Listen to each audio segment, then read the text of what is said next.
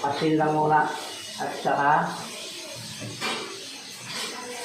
siyempre, ang ating pampalasa, bitsin guys.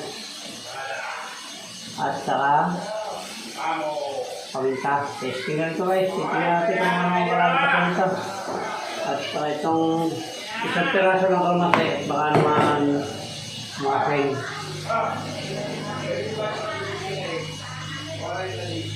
Yan o. Tapos ay imemekos-mekos natin. At mamaya ay lalagyan natin ito ng harina. Tapos yung breeding season at saka sasawsaw natin sa itlog guys bago natin prituhin. Hindi matabang pa siguro ito pero okay lang yan. Mas maganda yung matabang kaysa sa malat. Pag malat wala nang gagawang paraan dyan. Hindi naman ito pwede sa bawan. Yan guys, mamarinate lang natin ng mga kahit 2 oras. Ayan. Okay guys, at ipiprit natin na mga ito. Ano guys? Ipiprit na natin. Nakatulukan ko rito guys. Ginagawa mo? Kikinig lang. Ayan. Ipiprit lang natin.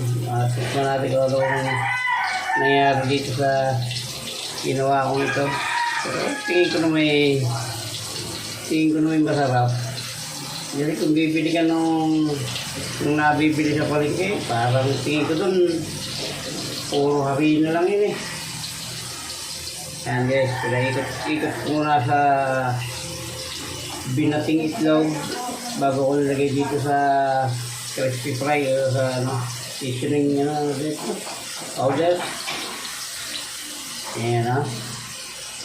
Ito naman yung itsura niya eh, parang talagang mukhang masarap. Ewan ko lang kung tunay na masarap.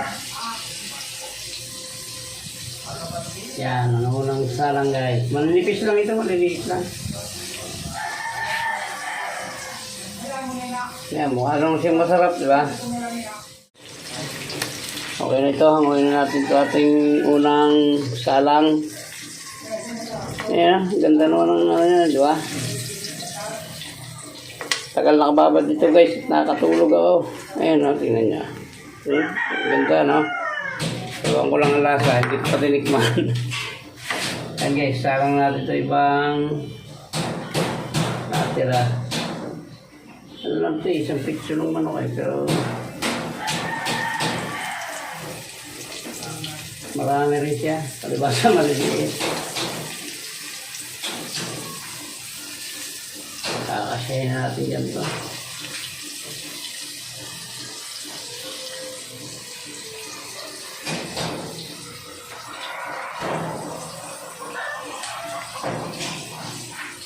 Paikot ko muna guys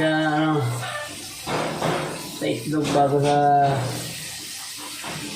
breeding season para hindi kumapit.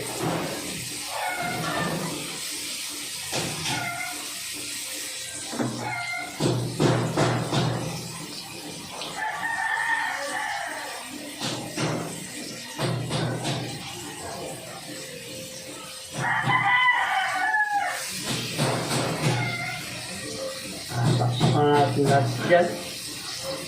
Hindi nawawalan ng pupok. Dito lang guys at hindi pa tapos yung aming tirahan.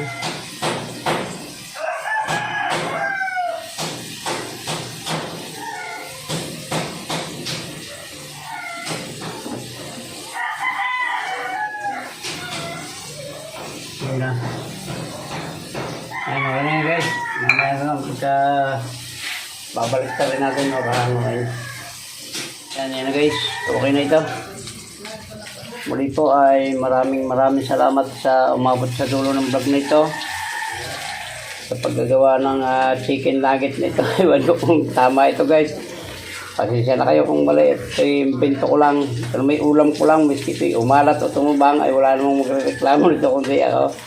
So yan guys, maraming salamat po sa inyo. At hanggang dito na lang po. At abang-abangan nyo at magpapalit tayo ng content.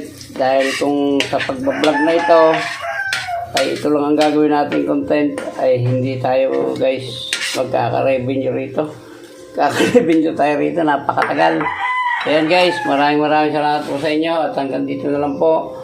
Mabuhay po kayo at mabuhay tayong lahat. Salamat po. I love you all.